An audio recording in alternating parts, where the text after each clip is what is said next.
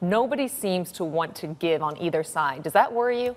Of course it worries me, and obviously the markets today are showing that. And I think, initially you'll get the knee-jerk reaction, equities sell off, particularly the Chinese equities, as we've seen.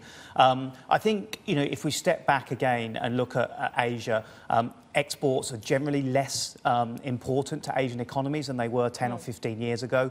Yes, China exports more than 50% away from Asia, but for the rest of the Asian economies, China is such an important market that they export, more than 50% of their goods within the region. So yes, it's a concern. Yes, it's going to impact specific sectors and specific products, and we need to await news on that. But I'm not as concerned as the markets are alluding to at the moment.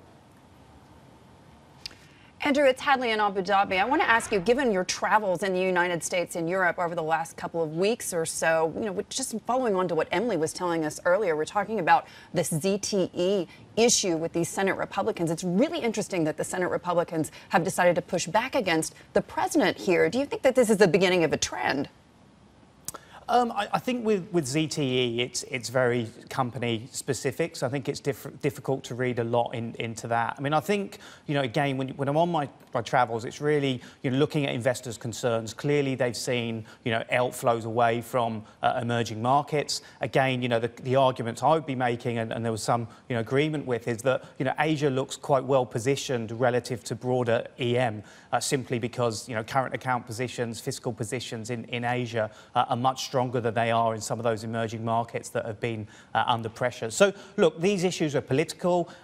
China's retaliation is clearly aimed at, impacting some of the states in the US that will be influenced or were influencing the elections. So, yeah, of course it's political. Hey everybody, it's Hadley Gamble from our new CNBC Middle East Bureau in Abu Dhabi. Thanks for stopping by. Now to watch more, you can try one of the videos that just popped up on your screen. And don't forget to subscribe.